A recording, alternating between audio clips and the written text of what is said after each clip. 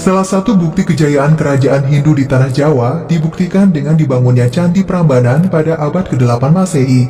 Candi Hindu terbesar di Indonesia ini telah dinobatkan sebagai situs warisan dunia oleh UNESCO sejak 1991. Candi ini terletak di Taman Wisata Prambanan, kurang lebih 17 km ke arah timur dari kota Yogyakarta. Lokasi persisnya di Desa Prambanan, Kecamatan Bokoharjo, Sleman.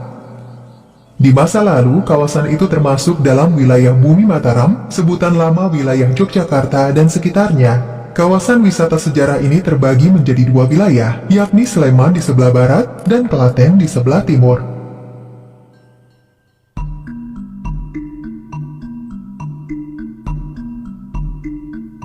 Candi Prambanan dibangun pada pemerintahan Kerajaan Medang Mataram atau Mataram kuno. Berdasarkan Candra Sengkala, rumusan tahun pada prasasti Siwagra, candi ini diperkirakan dibangun pada 778 Saka atau 856 Masehi. Candi Prambanan dibangun sebagai peringatan atas kemenangan perang Rakai Kayuwangi Dyah Lokapala, yaitu Raja Medang Mataram melawan Pukumbayoni.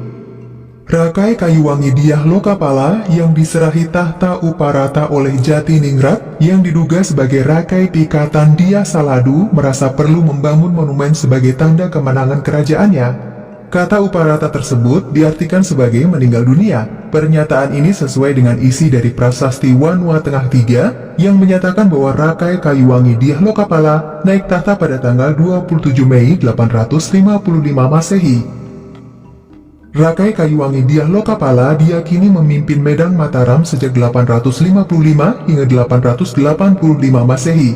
Menurut sumber tersebut, Candi Prambanan dibangun untuk memperingati keprabuan raja sebelumnya sebagai dharma bagi ayah Rakai Kayuwangi Dyah Lokapala, yakni Rakai Pikatan Dyah Saladu. Prasasti Siwagra juga diresmikan oleh Rakai Kayuwangi Dyah Lokapala. Kompleks Candi Prambanan awalnya dikelilingi oleh arus Sungai Opak yang berkelok ke timur, berdempet dengan konstruksi candi. Khawatir dengan erosi yang dapat merusak bangunan candi, Raja Dyah Lokapala bermaksud mengubah arah aliran sungai tersebut. Akhirnya dibuatlah sodetan untuk mengalihkan Sungai Opak ke arah poros utara-selatan. Bekas arus sungai yang asli ditimbun sebagai pengembangan deretan Candi Perwara.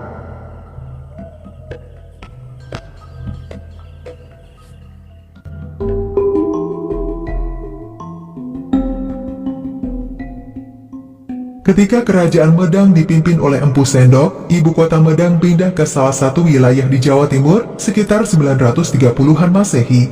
Penyebab kepindahannya belum pasti, namun kepindahan tersebut diyakini karena letusan Gunung Merapi. Dampak letusan yang melumat sebagian besar wilayah Jawa Tengah membuat konstruksi Candi Prambanan tidak utuh lagi. Hingga abad ke-16, kompleks candi tetap terbengkalai, hanya menyisakan reruntuhan bekas gempa. Baru kemudian pada 1733, candi ini ditemukan oleh C. Alons yang kala itu bertugas sebagai pegawai Verenigde Oostindische Company atau VOC.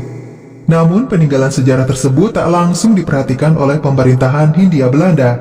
Beberapa pejabat kolonial dari Eropa juga berusaha menelusuri reruntuhan candi ini, seperti Colin Mackenzie, seorang surveyor bawahan Sir Thomas Stamford Raffles berkebangsaan Inggris. Lagi-lagi tak ada keseriusan untuk dipugar kembali. J.W. East Jerman menjadi yang pertama menekuni penelusuran dan mengupayakan rekonstruksi Candi Prambanan.